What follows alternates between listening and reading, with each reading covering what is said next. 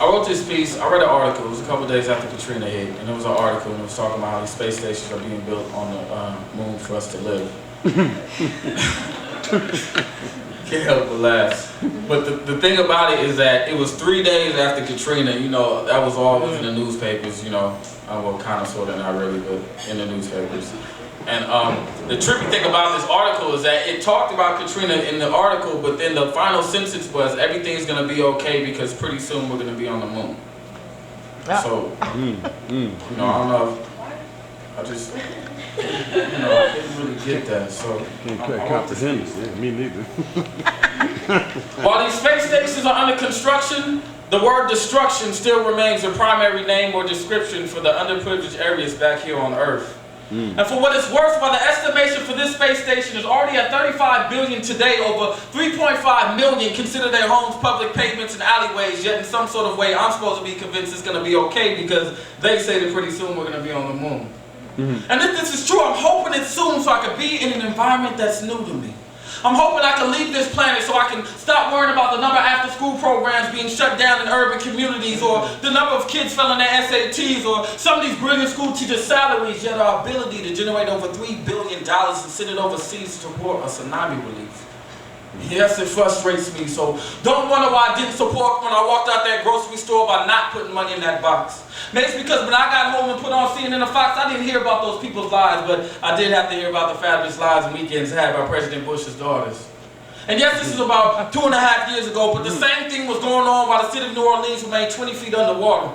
And when I seen them clips of President Bush surveying the damage for only 35 minutes, sitting comfortable and so dry in Air Force One, I noticed the fact that it wasn't possible for the cameras to capture the amount of lives and dreams that were done, but it was possible to show me clips of floating Cadillacs, trucks, and Air Force Ones, and it was possible to show me clips of my people running in and out of stores stealing shit, and it was possible to show me clips of my people treading through water looking like some kind of 2005 Middle Passage, but they say I shouldn't trip because pretty soon we're going to be on the moon.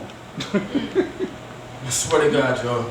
I swear to God, I try to sit back and relax and think about how great that experience was going to be, while I know some of us would sit back and relax and think about how great Section 8 is going to be, but it's kind of hard to do when the first thing I see when I turn on the TV is a lady pleading to the nation asking you to help find a baby she had to leave behind because he was born premature. And I think about the fact that we can't be mature enough to handle this situation properly, and it seems like things have been handled sloppily from the beginning, yet the best information I'm giving on CNN is stuff about us beating and raping our women.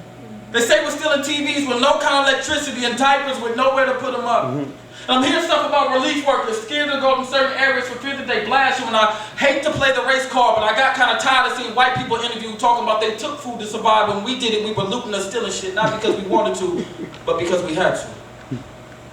But then again, I have to take into consideration the fact that I do come from a generation where ghetto brawls or street fights are more likely to be found on the entertainment shelves at home rather than seeing a book by Malcolm or Martin. Wow. And instead of starting the book, we'd rather watch BET Style and keep an eye out for the latest look while our ancestors cry out, but pretty soon we're going to be on the moon. Which means better jobs, better places to live, better school conditions.